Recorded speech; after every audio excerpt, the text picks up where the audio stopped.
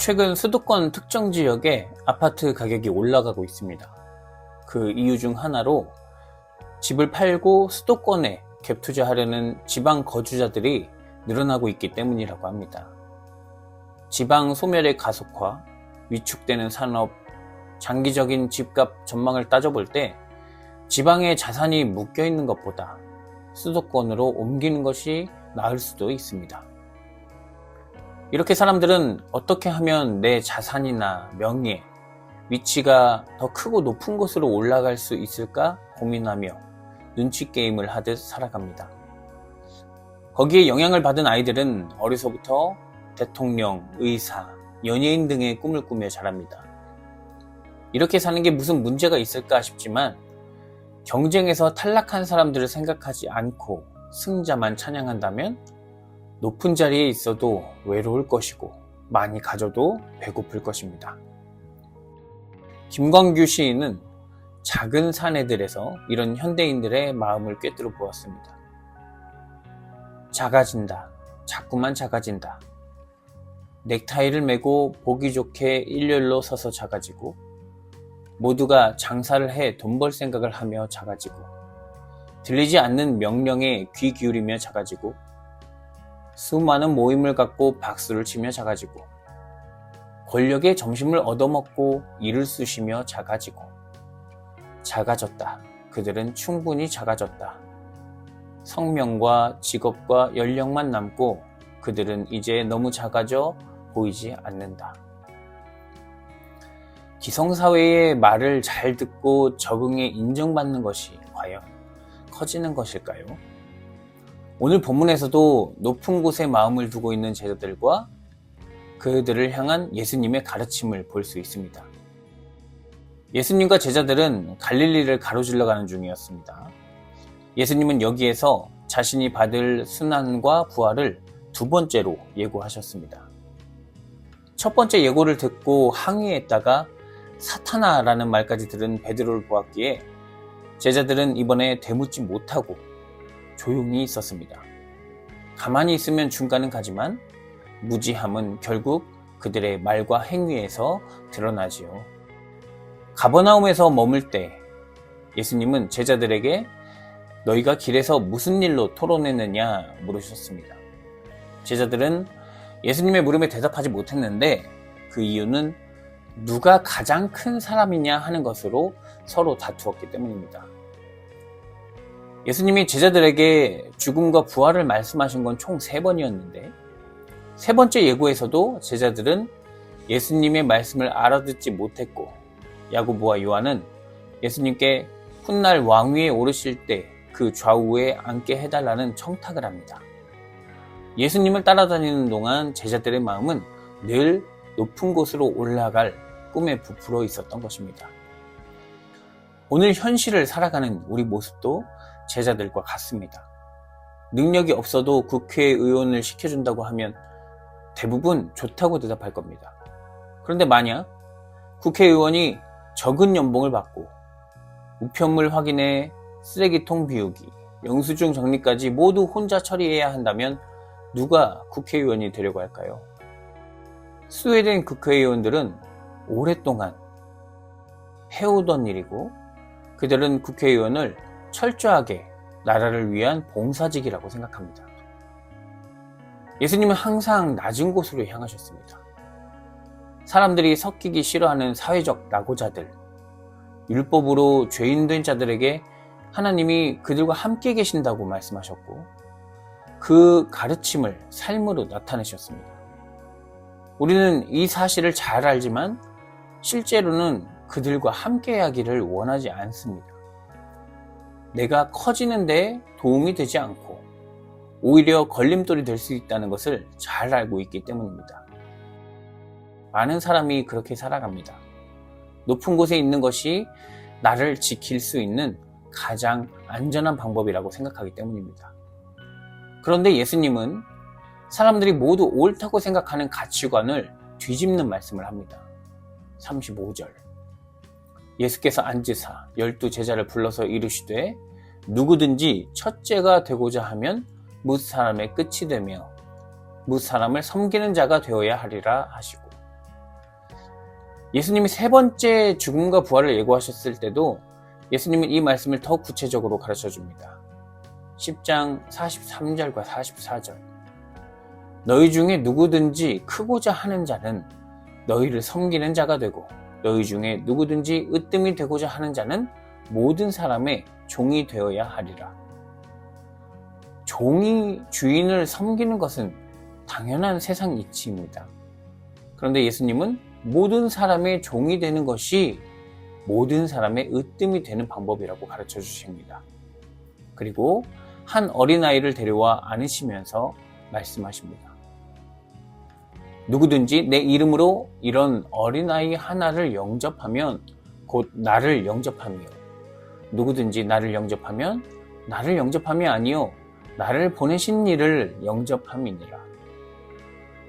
당시 어린이들은 여자, 노예와 같이 성인 남성과 같은 자유와 권리는 없다고 생각하던 때입니다.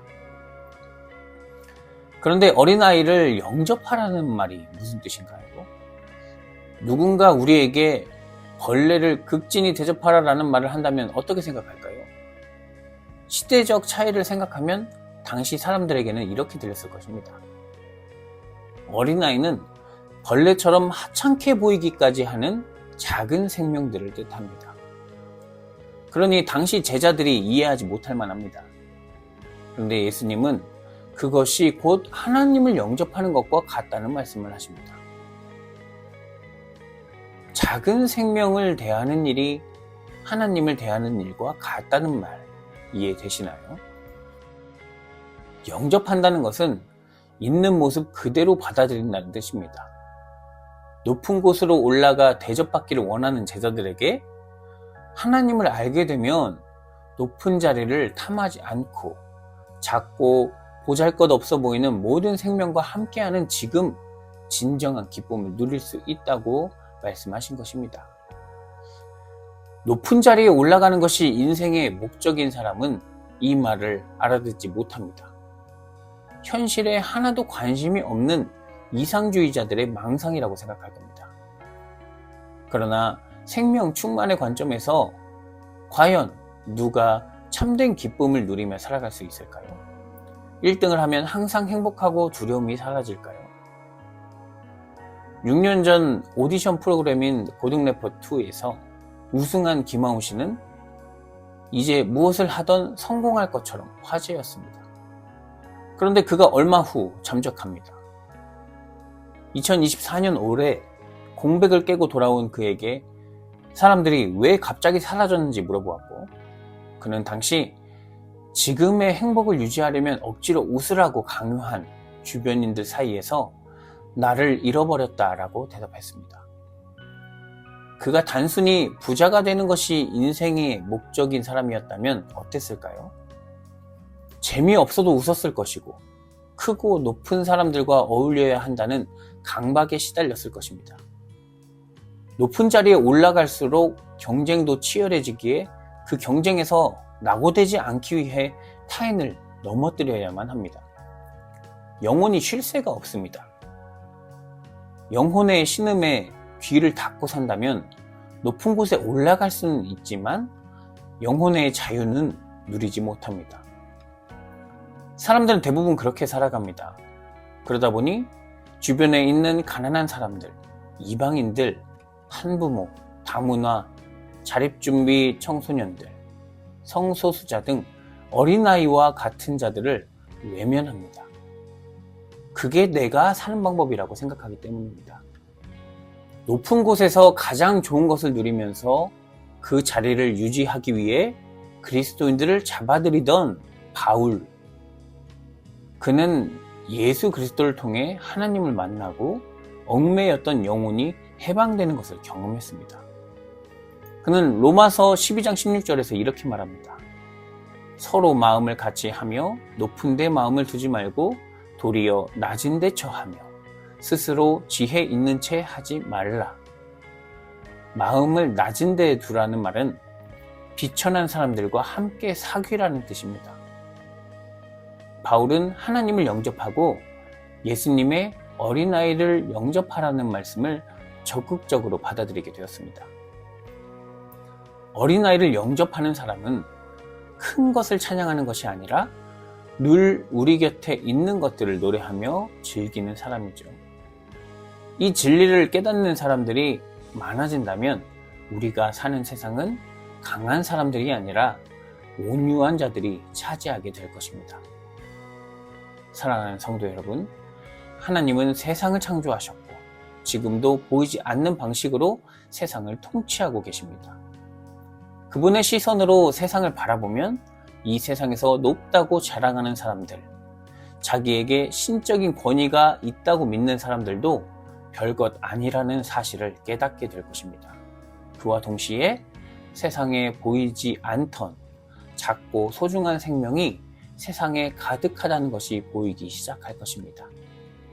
이런 사람이 생명 충만을 누리는 사람입니다. 이런 시선은 오직 예수 그리스도를 통해서만 경험할 수 있는 하나님에게서 나옵니다.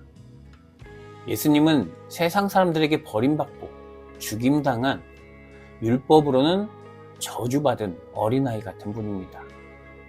하나님께서 세상을 사랑하셔서 그 아들을 보내셨으니 우리가 어찌 그를 찬양하지 않을 수 있겠습니까?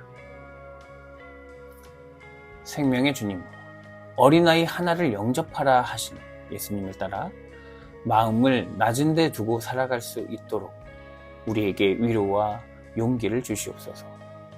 크고 높은 것들이 찬양받는 세상 속에서 힘없고 가난한 자, 억울함에 눈물 흘리는 자들과 깊은 관계를 맺게 하시고 오늘도 그들을 통해 우리에게 풍성한 은혜를 베푸시는 주님을 경험하며 찬양하게 하시옵소서.